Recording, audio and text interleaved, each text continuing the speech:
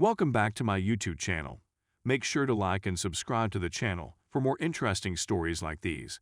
Now, let's get into today's story video. Cheated on by wife. Left for another guy. She still texts me frequently and cries to me how I'm doing better than her and how it's not fair. It's my first time posting on Reddit, so please bear with me while I get the hang of things. At the moment, my understanding of acronyms is minimal, but I'm trying hard to improve it.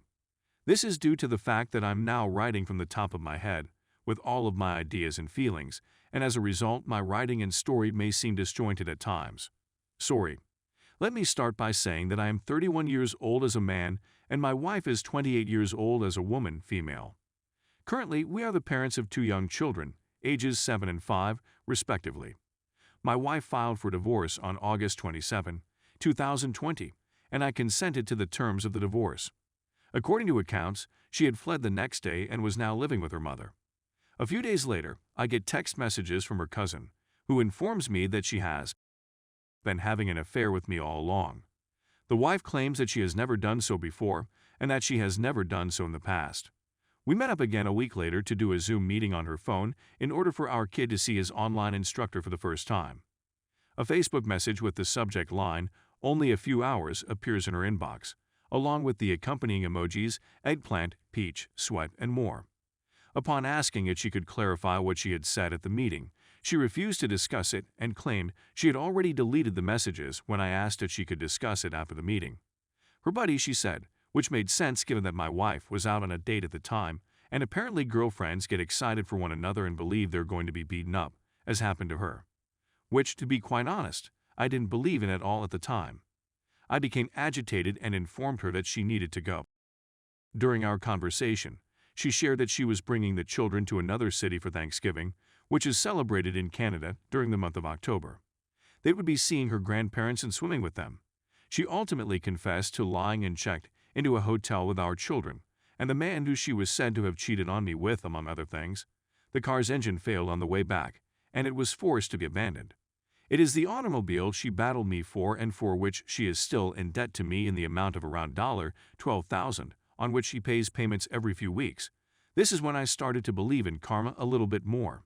Between September and November, my wife and I ingested alcoholic drinks and participated in activity on a total of perhaps 5 or 6 separate occasions. Even though I'm still waiting for her to come back, I'm anxious to become involved with her again. My understanding is that she has been seeing this person for quite some time, which makes perfect sense. I stumbled across photographs of them about a week and a half ago and decided to look into them more. I have not connected with her in the period since I viewed those images and verified all that had happened. Her falsehoods, even the ones that were clear to me, piqued my interest because I honestly wanted to believe them. So she cheated on me, then abandoned me for him, and then cheated on him with me? Earlier this month, before I realized what was going on, she came over and we were talking, and she allowed me to feel her up and give her a full body massage before I realized what was going on with her. I have absolutely no idea what is going on in her mind at this moment in time. Here's some more information for your consideration. My children and the home are in order, and I've shed 50 pounds while she has been out of the picture. 235 pounds down to 185 pounds. She has been to my house on many occasions and cried to my shoulder, expressing her discontent with the fact that I am doing far better than she is. In particular, she has voiced discontent with the fact that I am doing all of this now rather than while we were in the same room together. She assured me that she still cared about me and that she had purchased things for me for Christmas. But it wasn't just any junk. She also got me a bottle of sake since she knows how much I want to travel to Japan and cook ramen and other traditional Japanese dishes when I'm there. As a consequence, she gave the matter some serious consideration. Not to be too judgmental, but she doesn't seem to be in very good health these days. She has gained weight and has been deeply entangled in the usage of illegal substances and alcoholic drinks, which has caused her to become terribly depressed. According to her, she is in tears all of the time. While she revealed to me that she was depressed with me and left me with the assumption that things would get better, her mood has remained down, which she finds irritating. She is still depressed. However, as we all know, genuine happiness comes from inside, and she unfortunately lacks this characteristic. Consequently, if you have abandoned me in favor of someone else, you should be happy and take advantage of the situation. She has not communicated with me for the last 4 days. According to my data, this is the longest stretch of time she has gone without contacting me in the previous 4 months, which is unprecedented. At the time, I was seeing her, and she informed me that if she ever left me, I would fail in all I attempted. When I told her I was considering becoming a dishwasher at a restaurant, she said she predicted that I would never be able to make any friends. Maybe she has forgotten how outgoing and lovely I am, or maybe she has forgotten how outgoing and pleasant I am. As a result of the positive feedback I received from every single waitress, I soon went from dishwashing to working in the line and finally being asked if I wanted to become a bartender. Given my weight at the time, as well as my poor self-esteem and confidence, I made the decision to forego pursuing a career in bartending at the time. She was displeased with the amount of people who ended up like me, particularly the number of females who did so. For the most of our marriage, every time my wife and I went out to drink, she would end up twerking on the wall or the floor and allowing others to videotape her. Despite the fact that she flirted with everyone, she was able to convince several of my close friends that I should participate in it with her despite my reservations. My drinking habits are limited to a few occasions a year at the most. But one Halloween I overindulged at a friend's party, resulting in my passing out and puking all over the place, which was embarrassing. She was in the meanwhile sharing a restroom with a bunch of males who were showing off her genitals in exchange for free coke, and who knows what else she was receiving in exchange. Following her assuring me that nothing had happened, I came to the conclusion that I was completely delusional, and that everyone else had misunderstood what had occurred.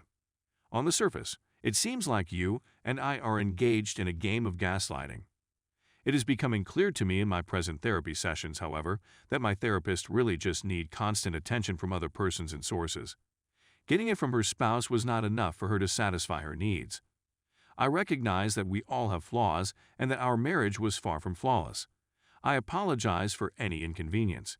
Even though I'm certain she still loves and cares for me, I will never be considered a backup or a second option for her in any manner.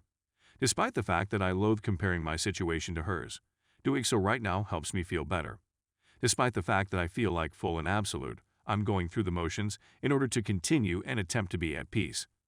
With my own apartment, a dog, happy children, a car, and a lot of money, I'm able to support myself while attending university. Her predicament is diametrically opposed to mine in that she lives with her mother, has a broken car and a vehicle, is begging for money from me while subsisting on CERB, COVID money, is sad and depressed, and believes the grass is greener on the other side of the fence, which she believes is not true.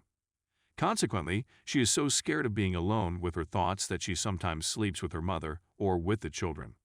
She will not proceed once I have done speaking. Although she has acknowledged that she has made a mistake, I'm skeptical that she will be able to move on in the near future.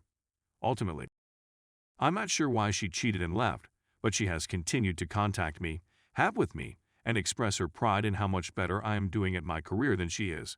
It has a perplexing effect on the mind. On the other hand, how can you possibly understand someone who is unable to comprehend himself or herself? Generally speaking, I'm doing okay, but certain weeks I'm just fatigued and in pain. That's how I feel right now, like she tore my heart out, fractured it, and then crushed the other person on top of the broken parts. This is the moment at which the story comes to a conclusion. Even though there is so much more I could say, and there's so much more background information I could provide, I believe this is sufficient. Please accept my sincere thanks for taking the time to read this. Please do not hesitate to get in touch with us if you have any queries or concerns. A challenging circumstance to handle may include being separated from one's partner, being cheated on, and being coveted all at the same time.